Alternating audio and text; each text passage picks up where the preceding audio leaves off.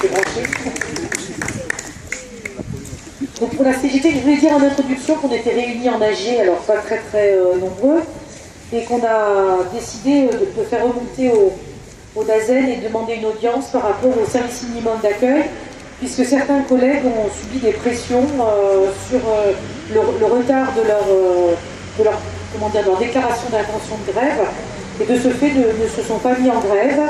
Il y a des territoriaux aussi qui ont subi des pressions de la part du maire directement, hein, je vais te dire, c'est la ville d'Yzeure, au Moulin. Ils sont reçus en ce moment à la préfecture. Voilà, donc ça pose un vrai problème sur l'exercice de notre droit de grève.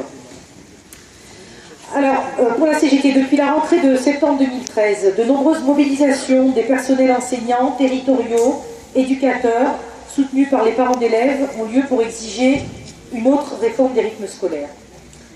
De fait, les constats sont inquiétants. Des pauses méridiennes trop longues, des horaires différents dans les écoles d'une même commune, activités se limitant dans beaucoup d'endroits à une garderie à peine améliorée, encadrement insuffisant, problèmes de locaux, activités payantes. Et ça, c'est valable dans l'Allier. Hein.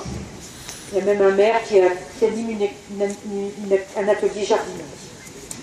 Cette réforme a été mise en œuvre contre l'avis d'une majorité des personnels. Elle a suscité une large mobilisation des personnels et des parents d'élèves. Nous ne refusons pas toute réforme sur ce sujet, mais nous la trouvons bâclée, sans moyens d'encadrement, créant de graves inégalités de traitement sur le territoire et ne correspondant ni à l'intérêt des enfants, ni à celui des personnels. Il apparaît donc clairement que la réforme des rythmes scolaires, telle qu'elle a été voulue et imposée, est un échec pour Vincent Peillon et les organisations qui l'ont soutenu. Il s'agit donc de réfléchir aujourd'hui à des pistes pour une vraie réforme des rythmes pour les enfants, usagers, avec leurs parents d'un service public et non des clients. La CGT veut une réforme qui résulte d'une large concertation avec l'ensemble des acteurs de l'école, garantisse la réelle gratuité de l'école et le cadrage national des rythmes, n'entraîne pas de régression des droits et des conditions de travail des personnels dans le respect des métiers et des fiches de poste des personnels, sans aggravation et de l'annualisation du temps de travail des animateurs. Déconnecte le temps de travail des élèves. Alors nous, on est pour 26 heures de temps de travail élève, à celui des enseignants, on revendique les 18 heures, comme dans le secondaire. Donc ça fait 4 profs pour 3 classes, si vous calculez bien.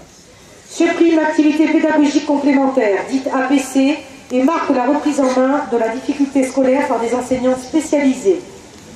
Entraîne le recrutement de personnel qualifié à la hauteur des besoins pour les cantines, les centres de loisirs, les accueils en centres de quartier et piscines. Respecte les normes d'encadrement dans les centres de loisirs. S'accompagne de moyens dans les écoles permettant la limitation des effectifs et la remise en état des locaux. Mettre fin à la semaine des 4 jours de Darcos, car elle est néfaste pour tous les élèves. Supprime le zonage des vacances et respecte l'alternance stricte, 7 semaines de classe, 2 semaines de vacances.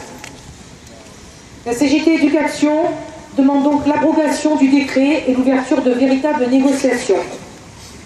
C'est pour ça qu'on appelle aujourd'hui à la grève et de manière unitaire, et on peut au moins se féliciter d'être 3 organisations ici dans l'Allier.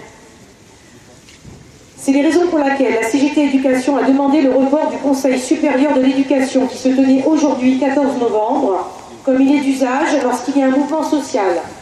Quand il y a un mouvement social, en général on reporte le CSE. Face au refus du ministre, donc la CGT Éducation a décidé de boycotter le Conseil supérieur de l'éducation qui se tient en ce moment. Merci.